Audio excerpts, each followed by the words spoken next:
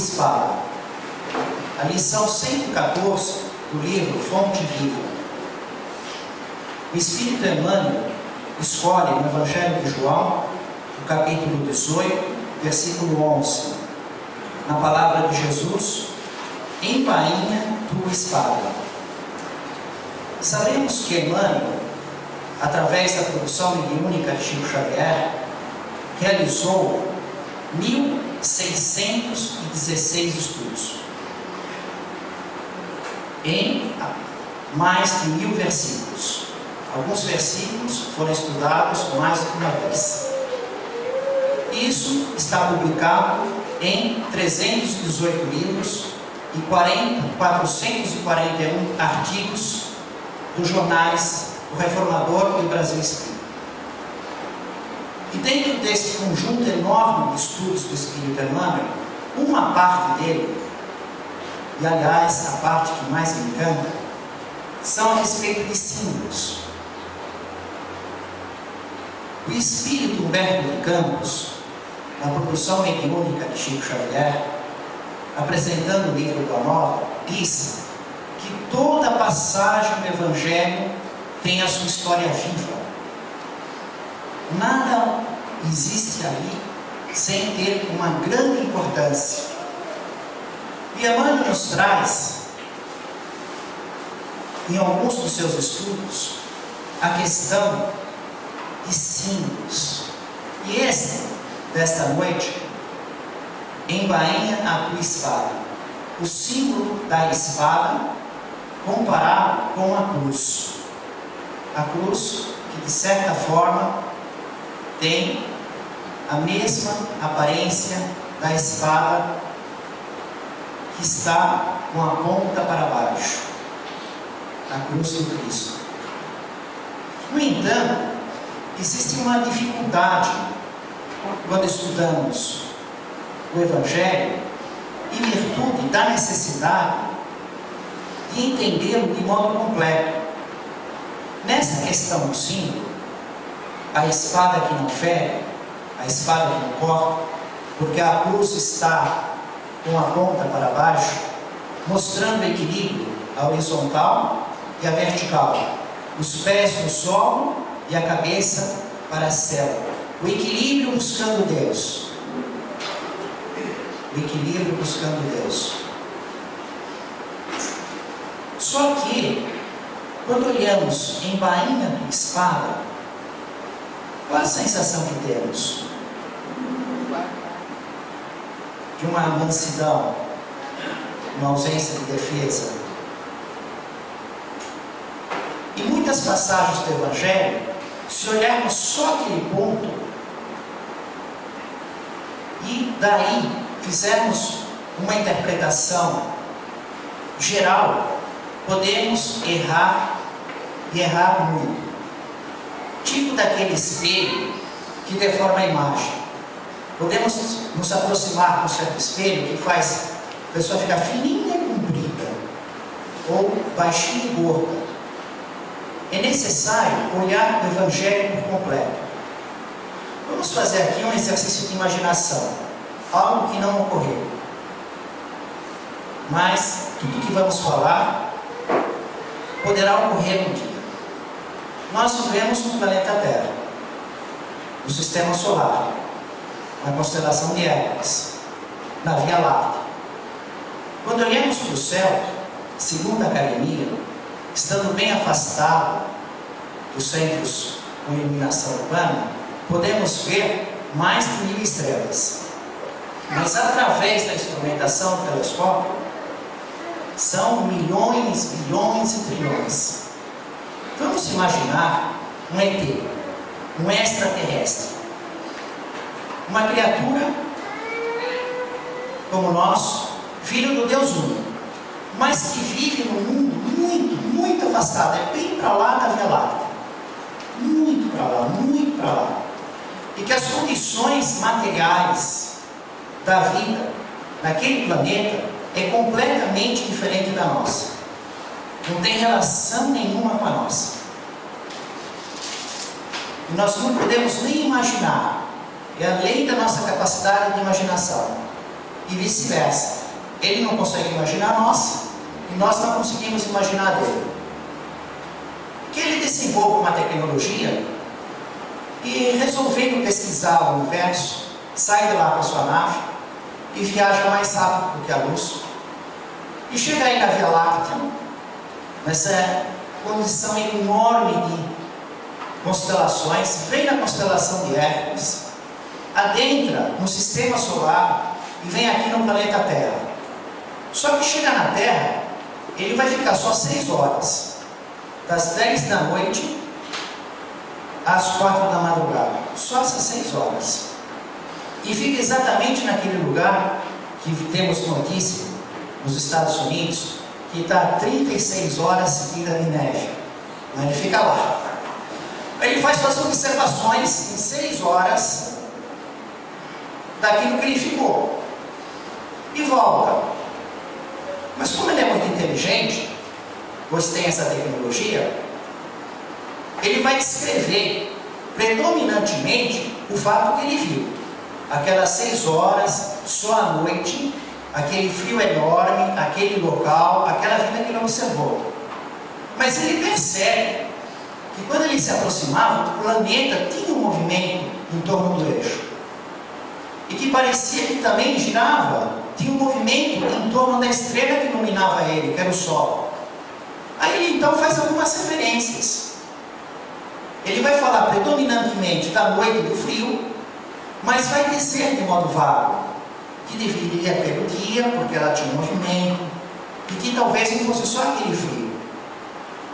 Para ter uma ideia mais completa, ele teria que ficar um dia para ver o dia e a noite, um ano para ver o movimento em torno do Sol, ficar nos polos, nos trópicos e no Equador. Porque mesmo um ano, se você está no Equador, é de uma maneira, mas se está nos trópicos é de outra, e nos polos é de outra. Aí ele teria uma ideia completa. E é o que acontece no Evangelho, esse problema. Certas passagens são muito citadas, veneradas, estudadas, decoradas, divulgadas. E outras passagens são assim, eventuais, elas passam assim, muito pouco, elas estão anotadas, se fala delas, mas de modo vago, com pouca ênfase. Então, quando temos um estudo a respeito, como esse caso da espada, do equilíbrio em bainha de espada, é necessário ver pelo completo. Vamos ver 5 exemplos que constam no Evangelho que mostram esse equilíbrio. Quantas vezes ouvimos? Ouviram o que vos disseram, eu, porém, vos digo. Em certas ocasiões, Jesus cita os mandamentos. Por exemplo, quais os mandamentos mais importantes? E o fariseu diz: amarás ao Senhor teu Deus de todo o teu coração, de toda a tua alma, de todo o teu entendimento e de toda a tua força. Amarás ao teu próximo como a ti mesmo. Jesus disse: disseste muito bem, faze isso e viverás. Mas em outras partes, ouviram o que vos disseram, dente por dente, olho por olho, quebradura por quebradura, assim como você for desfigurado, irá desfigurado. Eu, porém, vos digo: perdoe o teu inimigo, retribua o mal com o bem. Bem-aventurados vós que, quem conhece o Sermão do Monte, das bem-aventuranças, tem a igreja que comemora. Tem lá no mural que eu comprei lá em Israel, trouxe, está aí no mural, né? Dá para apreciar a igreja comemorando essa passagem. Bem-aventurado vós que. Mas nós encontramos em 7 ocasiões: ai de vós que. E cadê a igreja que venera o ai de vós que? Onde ela está? Porque esse lugar não é então olhado com o mesmo carinho, porque é o mesmo Cristo? É Jesus dizendo: toma cuidado com isso, porque isso vai te levar ao sofrimento. E o outro ensinando o caminho que você tem que fazer para encontrar felicidade. Ele mostra qual o perigo do erro e o caminho do acerto. Mas o Sermão do Monte das Bem-aventuranças, esse é enormemente famoso. Temos a igreja comemorando. Mas a redação do ai de vós que é aquela anotação do ET que ele diz: olha, tem uma luz porque tinha um sol, aqui não tinha um movimento. Seja a tua palavra sim, sim, não, não. Jesus não diz seja a tua palavra sempre sim para qualquer coisa. Seja a tua palavra sempre não para qualquer coisa. As coisas têm que ser analisadas. Sim ou não. O equilíbrio. Não é a minha hora. Ele não permite ser levado preso. E depois é a hora das trevas. Ele permite ser levado preso. Vamos encontrar passagens em que os guardas vão com a ordem de prender Jesus. E Jesus diz: não é a minha hora. E vamos ver o momento em que Jesus está reunido com os seus discípulos no cenáculo, no Monte Sião. E ele diz que vai ser preso porque é a hora das trevas. Por sinal, nesse momento em que Jesus vai ser preso, e depois realmente é preso no Getsemane, que é onde aparece essa frase, Bainha do Espada, no Monte das Oliveiras, no Getsemane, Jesus é preso, ele permite ser preso, dizendo que é as horas das trevas. É amarrado as mãos, é levado. As pessoas cospem em Jesus, põem manto, ridicularizando, coroa de espinhos, açoites e o crucificam. E na crucificação, realizam escárnios no pé da cruz. E toda essa passagem é tida como a mansidão do Cordeiro, que se permite levar ao sacrifício. E na mansidão de um Cordeiro que se permitiu levar ao sacrifício. No entanto, tem um outro lado. No templo, Jesus expulsa os vendilhões do templo, agindo com energia, mansidão e energia. Derrubou as mesas dos cambistas com as moedas, libertou os pombos e tocou para fora os bois, os cabritos e os carneiros que seriam a sacrifício, dizendo que ninguém devia de fazer comércio na casa do Pai. A energia e a mansidão. A mansidão é aquela hora que o ET ficou das 10 da noite às 4 da madrugada. Já a energia é anotado relativamente constante. Mas vamos encontrar sempre o equilíbrio.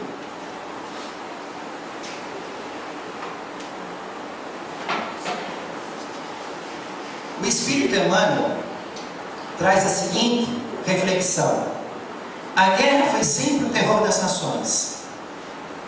Furacão de inconsciência abre a porta a todos os monstros da iniquidade por onde se manifesta. O que a civilização ergue, ao preço dos séculos laboriosos de suor, destrói com a fúria de poucos dias.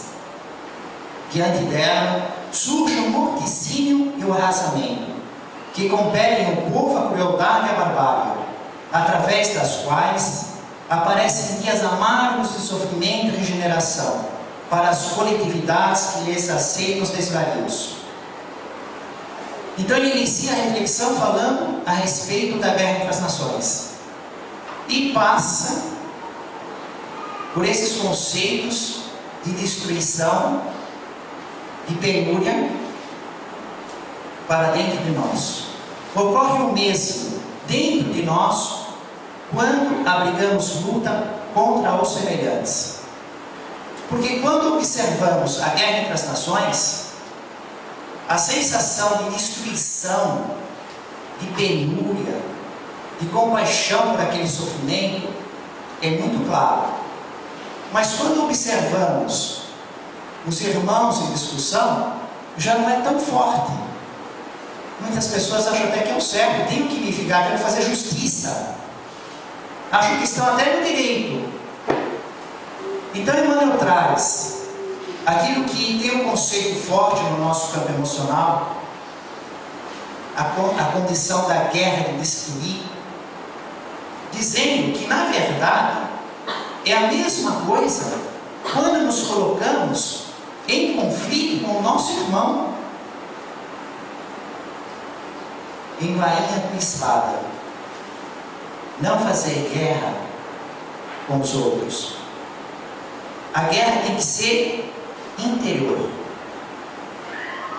Ela tem que estar embainhada se for em relação à agressão dos outros, mas ela tem que estar de porte para a reforma íntima. Olhar para dentro, fazer a autocrítica, observar o orgulho, o egoísmo, a mágoa, a inveja, o sensualismo, os vícios, e aí a espada no corte. A reforma interior. Mas em relação ao próximo, embainha com espada. Porque se você destruir, na realidade, você está marcando a destruição de você mesmo. Embainha com espada. Alimentando a guerra com os outros, perdemos-nos nas trevas exteriores, esquecendo o bom combate que nos cabe manter em nós mesmos. Façamos a paz com os que nos cercam, lutando contra as sombras que ainda nos perturbam a existência, para que se faça em nós o reinado da luz. De lança em risco, jamais conquistaremos o bem que desejamos. A cruz do Mestre tem a forma de uma espada, com a lâmina voltada para baixo. Recordemos assim que, em se sacrificando sobre uma espada simbólica, Jesus se sacrifica na cruz, uma espada simbólica, devidamente ensarrilhada, porque está no solo, é que Jesus conferiu ao homem a bênção da paz com a felicidade da renovação. Este versículo, embainha com espada, está no Evangelho de João, e nós vamos ver esta passagem juntando as anotações de Mateus, Marcos, Lucas e João. Jesus estava no Getsemane e Judas chega com a corte. Segundo os estudos de Haroldo Dutra Dias, essa corte significa 600 guardas. Você imagina, para ir prender Jesus com 11 discípulos, porque Judas tinha deixado a reunião no Senado, o chefe do Sinédrio, o sumo sacerdote, eles pediram uma guarda de 600 homens, e ainda ia gente do povo. Por que tamanho medo? Eles não sabiam até onde o poder de Jesus. Quem cura cego de nascença, faz paralítico andar, manda nos fenômenos da natureza, e eles obedecem, multiplica pães e peixes. A questão era, será que 600 guardas serão suficientes? Mas é o que tinham. Foi uma corte de 600 guardas, e como era noite, no Monte das Oliveiras, com achote de iluminação, paus, pedras. E Judas tem um sinal de mostrar Jesus com um beijo, apresentar Jesus para ser preso. Então Judas beija Jesus, e Jesus lhe diz: Judas, com um beijo entregas o Filho do Homem? Amigo, viestes para isso? Jesus chama Judas de amigo, conhecendo todo o drama que está ocorrendo. Sabendo Jesus tudo o que lhe haveria de acontecer, adiantou-se e lhes disse: a quem procurais? Porque até então era uma multidão do povo, 600 guardas, e Judas que havia dado um beijo em Jesus. nada havia sido anunciado. Então Jesus toma a palavra: a quem procurais? E o chefe dos guardas disse: a Jesus de Nazaré. E Jesus disse: sou eu. Tendo dito isso, a sequência natural seria os guardas prendê-lo, mas ninguém conseguia dar um passo adiante. Ficaram parados, sem força. Aquilo que nós, pela nossa ciência, não conseguimos explicar, porque forças invisíveis aos nossos olhos estavam atuando. O poder de Jesus, que ainda não tinha se permitido ser preso, ele tinha exigências a fazer. E é interessante que a letra diz: Jesus disse: sou eu. A quem procurais? Novamente, Jesus de Nazaré já vos disse: sou eu. Há um estudo que não podemos aprofundar hoje, só lembrando assim, muito em passando, a respeito dessa inversão: sou eu, um eu sou. Jesus disse: eu sou o caminho, a verdade e a vida. Eu sou o Filho de Deus. Eu sou o Messias. Eu sou a luz do mundo. Nesse momento não. Para Jesus de Nazaré, ele diz: sou eu. É um estudo que fala das coisas que jamais passam, das coisas transitórias. Porque Jesus de Nazaré, o Filho do Homem, o corpo de carne, tinha um começo na manjedoura e um fim na cruz. Sou eu.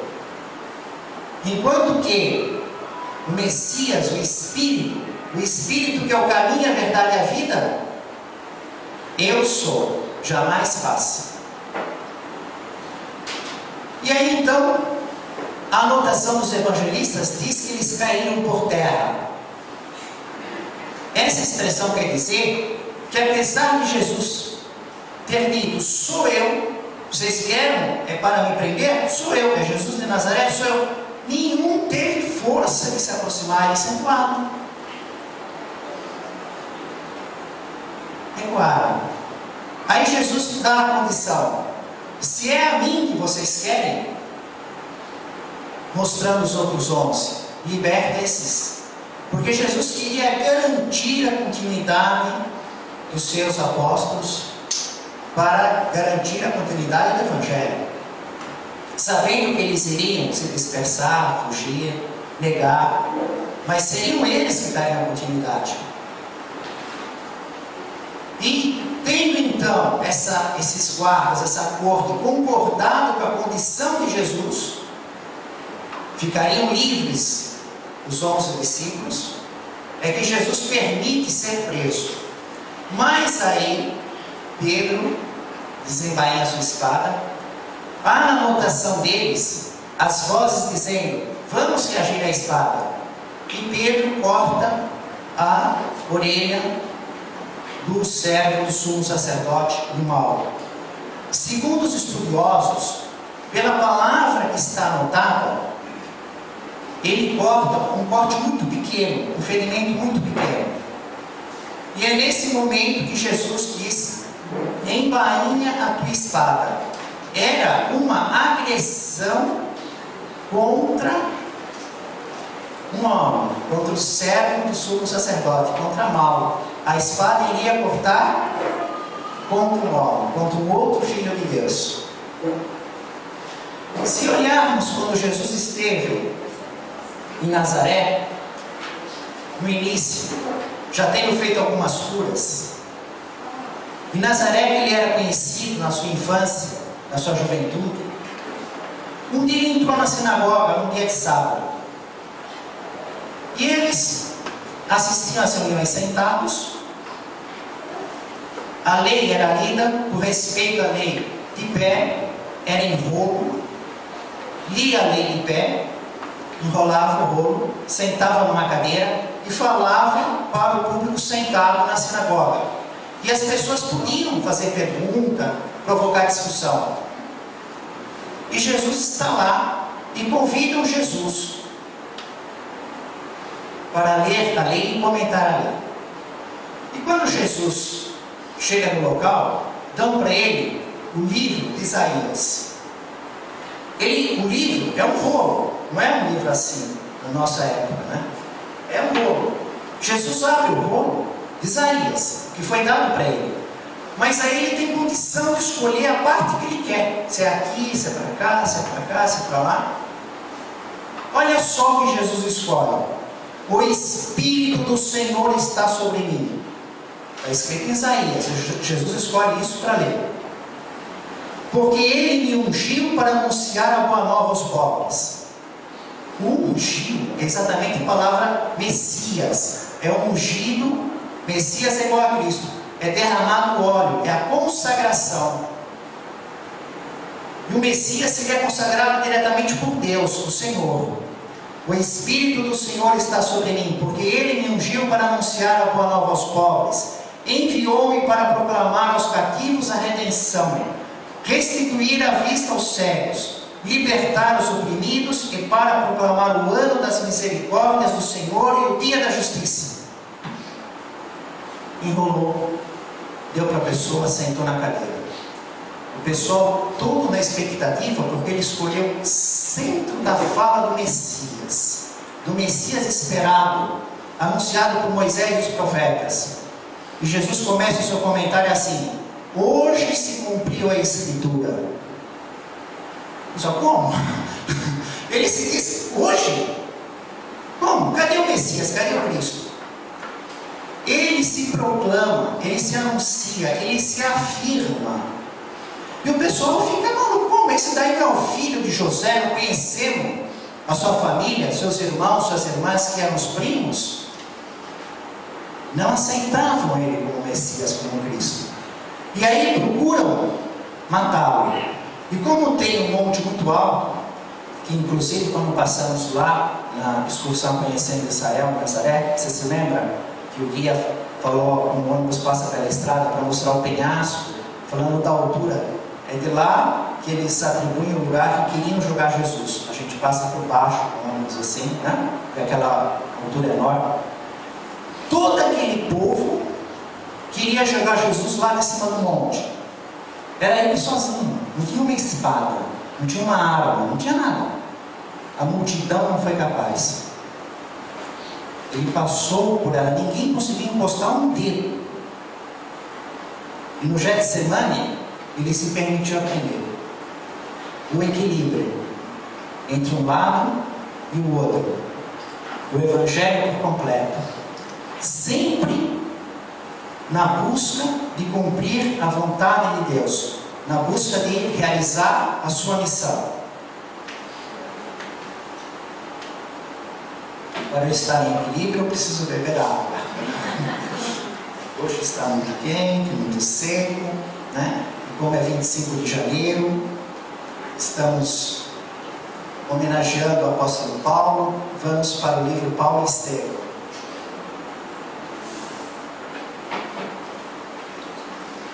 Livro Paulo e Estevão, produção mediúnica de Chico Xavier e Espírito Emmanuel. Paulo está preso.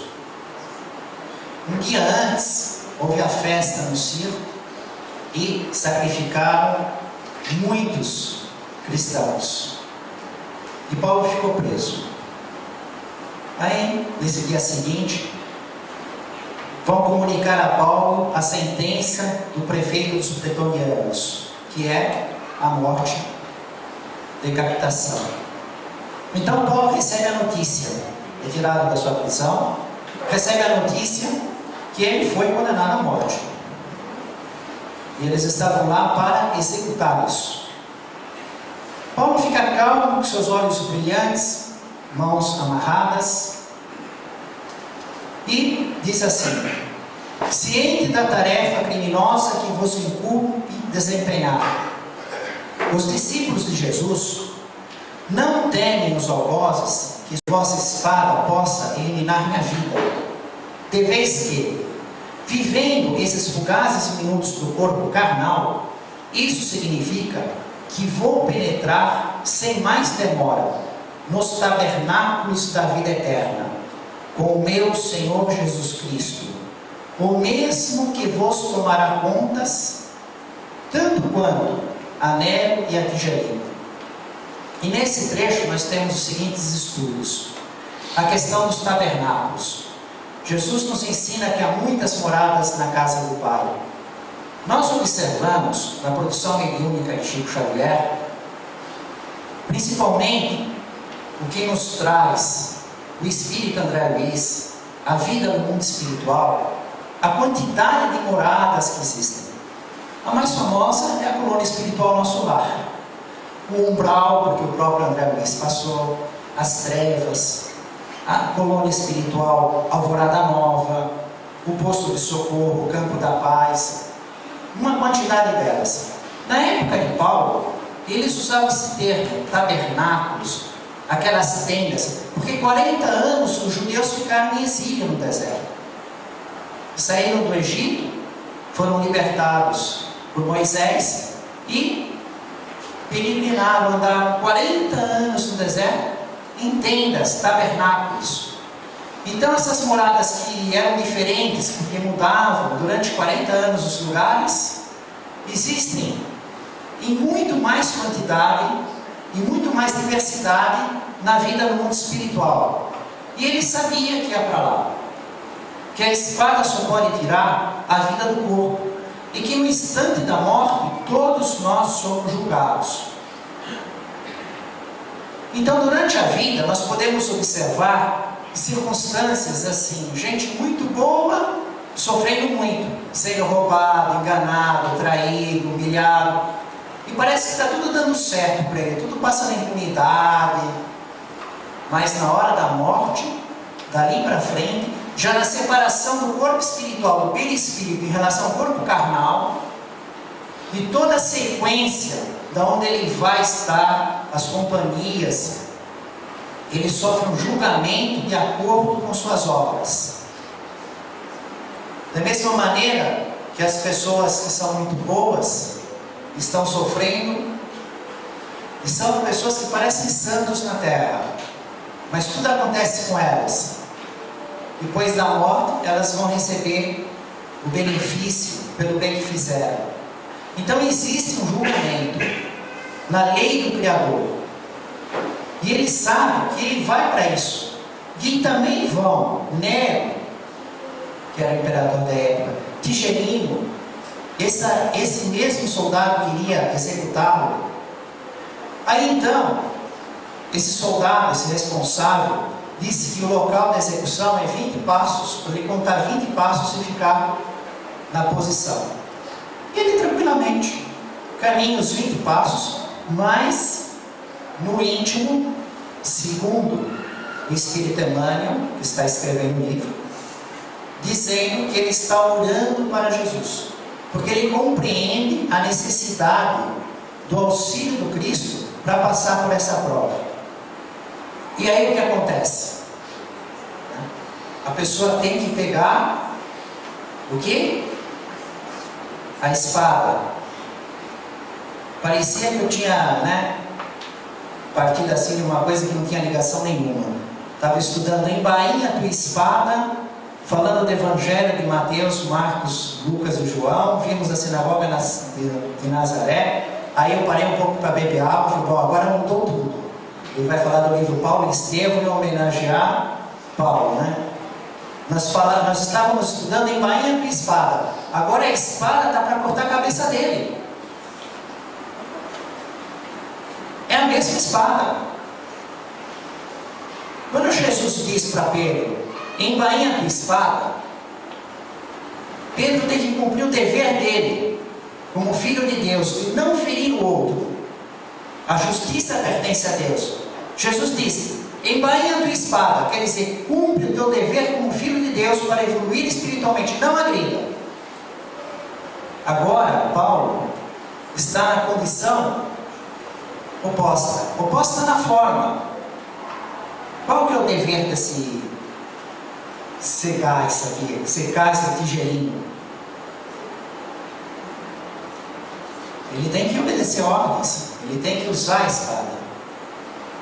E no íntimo ele não quer. E começa a tremer. Porque ele gostava de Paulo. Ele conhecia o valor, ele está obedecendo ordens. Ao chegar ao local indicado, o secaz tigerino desembainhou a espada, mas nesse instante entregou-lhe a mão, fixando a vítima, e falou-lhe em tom quase imperceptível. Então, ele fala para Paulo: lastimo ter sido designado para este feito, e intimamente não posso deixar de lamentar-vos, porque ele vai ser decapitado. Paulo de Tarso, erguendo a fronte, quando lhe era possível, respondeu sem hesitar: não sou digno de lástima. Tendes antes compaixão de vós mesmos, porquanto morro cumprindo deveres sagrados, em função de vida eterna, enquanto vós ainda não podeis fugir às obrigações grosseiras da vida transitória. Então Paulo manda ele cumprir o dever dele, que é decapitado. Chorai por vós sim, porque eu partirei buscando o Senhor da paz e da verdade, que dá vida ao mundo, ao passo que vós, terminada a vossa tarefa de sangue, tereis de voltar à hedionda convivência dos mandantes de crimes tenebrosos de vossa época. O algoz continuava a fitá-lo, com assombro. Imagina ouvir isso, a lucidez, a certeza da vida espiritual.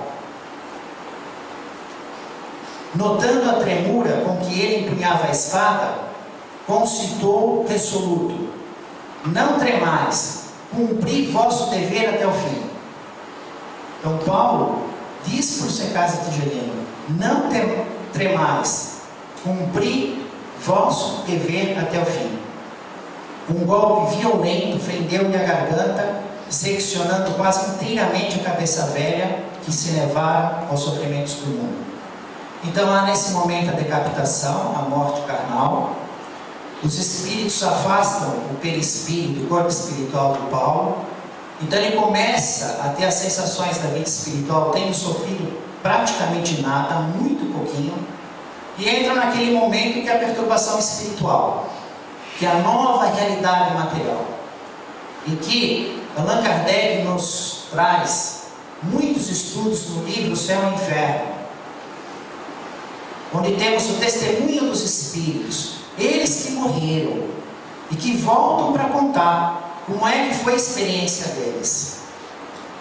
E muitas vezes estudamos esses testemunhos. Fique em oração e há um detalhe: ele percebe que ele está sem ver nada, totalmente cego. O espírito de Paulo, o perispírito, seu corpo espiritual, relativamente afastado daquele cenário em que o corpo carnal foi decapitado, e sem ver nada, e começa a fazer uma oração e fica pensando que ele está orando para Jesus, e que quando ele estava no caminho de Damasco, no dia de hoje, atribuído pela igreja, 25 de janeiro, ele também ficou cego. Quando o Espírito de Jesus veio e se mostrou para ele, ele ficou cego. Ele só foi ser curado, só restabeleceu a visão carnal com Ananias. Ele pensando assim, e percebe que um espírito se aproxima dele. E é Ananias de novo, o espírito de Ananias. Ananias, quando estava vivo, recebeu a ordem de Jesus para procurar Saulo de Tarso, na rua direita, na pensão de Judas, e restituir-lhe a visão. Ananias fica até com medo, fala: mas Senhor, Saulo de Tarso, porque ele vivia perseguindo. E Jesus disse: pode ir. Ele é o vaso que eu vou utilizar, é um vaso escolhido por mim. E Ananias foi, impôs as mãos, e ele recuperou a visão carnal. Agora, ele estava na vida espiritual, depois de decapitado, cego.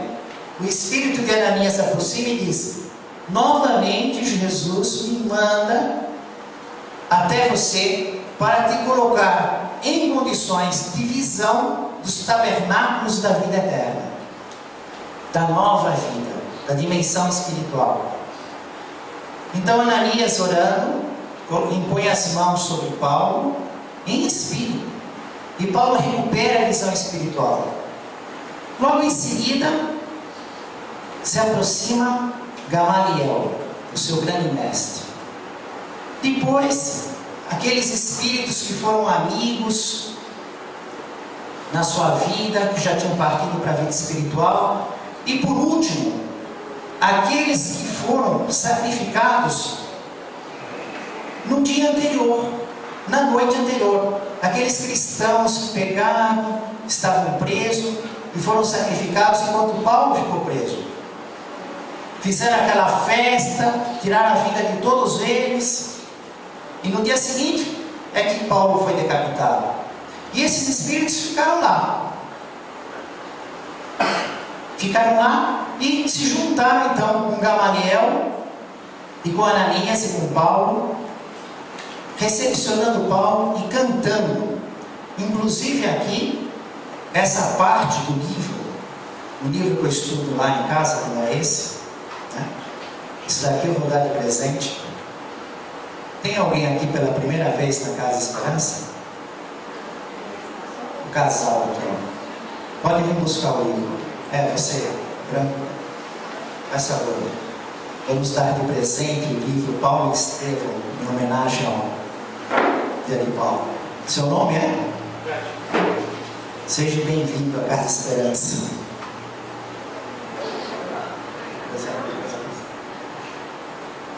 Tem que pagar além, viu? Não precisa pagar dinheiro nenhum, mas tem que ler o livro todo. Já pensou, já pela primeira vez no Centro Espírita, e ganhou um livro no dia de Paulo, no estudo de Paulo, e não leu o livro, né? Então, estávamos reunidos com o Espírito de Paulo, com Gamaliel, Ananias e os Espíritos sacrificados.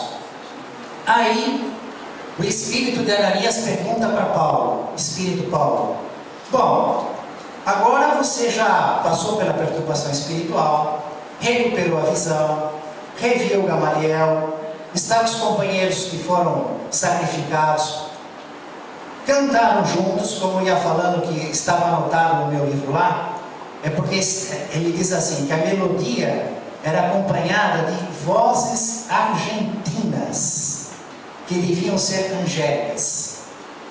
E eu homenageei a dona Argentina, uma querida amiga, que frequentou tantos anos conosco aqui, né? Acompanhava meus estudos desde a fundação da Casa Esperança, uma querida amiga. Então, quando eu vejo aqui o nome dela, Argentina, né? eu marquei assim no livro, ó, Vozes Argentinas. Passo por esse trecho e lembro da dona Argentina. Mas, o Ananias pergunta para o Espírito Paulo, qual é o seu primeiro desejo na vida espiritual? Ele, de relance assim, ele tinha uma noiva. Aliás, ele tinha feito, né? Ela sofreu muito com seus erros lamentáveis. Mas ele passa por não, mas ele se centra mesmo em Deus. Em Deus. E ele diz assim, o meu primeiro desejo é ir a Jerusalém. Orar lá, porque lá eu errei muito. Meu primeiro desejo seria rever Jerusalém, onde pratiquei tantos males, e ali orar a Jesus, para ofertar-lhe o meu agradecimento. Então ele queria ir de Roma, onde ele estava decapitado, o corpo carnal foi decapitado, o seu espírito estava junto com esses outros espíritos, com Ananias, Gamaliel, e todos aqueles espíritos que foram sacrificados no dia anterior, e de Roma para Jerusalém. E pela condição de evolução espiritual que ele estava, ele podia ir volitando. É uma condição de deslocamento do corpo espiritual, do perispírito. Dentro de um certo nível de evolução, o espírito consegue volitar. Na nossa dimensão, ou até entre as dimensões espirituais. Mas, Conforme é a evolução dos espíritos, os espíritos maus, grosseiros, viciados, eles se arrastam penosamente. Alguns não conseguem nem se equilibrar aqui na nossa crosta. Para conseguir ficar aqui, tem que ficar sugando o fluido vital. De pessoas que estão morrendo, que acabaram de morrer nos cemitérios, onde sacrifica animal, nos matadouros. Tem até aquele estudo dos porcos, lá no lago de Genezaré, que eles pedem para Jesus: já que vamos ter que deixar de vampirizar este humano, os porcos. E Jesus autoriza, eles assustam os porcos se jogam no mar, e eles então, com aquele fluido vital do animal, eles se equilibram um pouco mais. Mas Paulo era um espírito muito adiantado. Então, ele foi vomitando, só que ele não queria usar do recurso de já ir de Roma para Jerusalém quase instantaneamente, porque o espírito se desloca pelo fluido cósmico universal. No livro Evolução em Dois Mundos, André Luiz disse que nós não temos maneira de medir isso.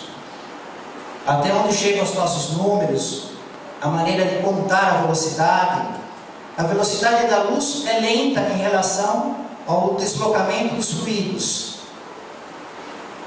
O pensamento que caminha pelo fluido cósmico é muito mais rápido do que a luz. E a luz é a maior velocidade conhecida pela nossa academia. Então não existe jeito de medir isso. Mas Paulo não queria isso. Paulo queria ir de Roma para Jerusalém, passando pelos lugares que tanto ele lutara para abrir uma igreja. Uma igreja era uma reunião de algumas pessoas que passassem a viver aquele evangelho, a ler, orar, estudar, que tinham copiado dele, tudo ou parte. E aqui, a produção mediúnica do Chico Xavier é uma coisa fantástica. Vejam só os lugares que ele vai marcando, que ele passa desde Roma até Jerusalém, que foram lugares que Paulo passou na vida e que estão descritos no livro, que tem quase 600 folhas. Via Ápia, que é lá em Roma, onde ele foi decapitado, Arícia, Pousoles, Ilha de Malta, Peloponeso, Corinto, Atenas, Tessalônica, Filipos, Neápolis, Troade, Éfeso, Panfilha, Cilícia. Aí ele entra na Palestina e vai para Jerusalém. E aqui ele ainda diz detalhes desses caminhos. E quando está dentro do livro, em todos os lugares que Paulo enfrenta o desafio, nesses lugares que ele passa, como é que a produção mediúnica de Chico Xavier consegue fazer aquilo com tanta exatidão? Naquela época não tinha um computador, era caríssimo, só grandes empresas tinham. Não é como hoje que nós temos sites de busca, Google Imagens, podemos fazer essas pesquisas. Mesmo assim, é como era na época. E falando como é que tinha que ser pelo mar, por terra, com os obstáculos para vencer. É algo assim fantástico. É uma prova da realidade da manifestação dos Espíritos pelo homem, que só o cego não vê. É contundente. Mas chega em Jerusalém. Jerusalém, temos 3 montes, que são os montes muito famosos, que nós estudamos seguidas vezes, onde está o Getsemane, o Monte das Oliveiras, em Baía da Espada, né? Não é isso? Qual outro monte? Você que esteve comigo lá? O Monte Sião, onde está o cenáculo, o local da última ceia, e o Monte Moriá, o templo, né? O templo, Monte Moriá. Mas Paulo não escolheu nenhum desses 3 montes.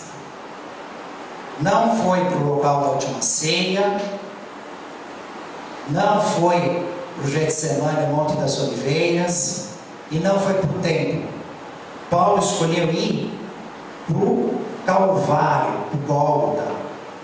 Ele queria orar para Jesus no pé da cruz. A cruz que é a espada. A espada que Jesus disse: embainha a tua espada para cumprir teu dever com Deus. A espada que é o símbolo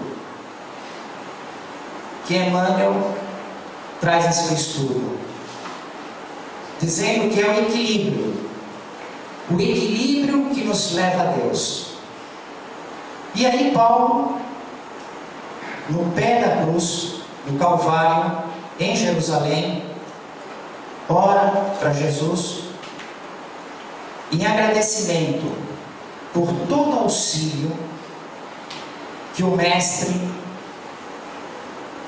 trouxe e continua realizando em sua evolução espiritual.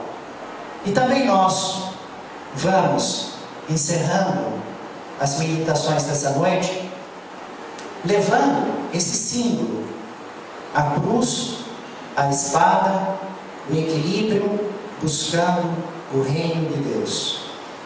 Família espiritual de Jesus, no caminho do reino dos céus, em nome do Mestre Jesus, louvado seja Deus.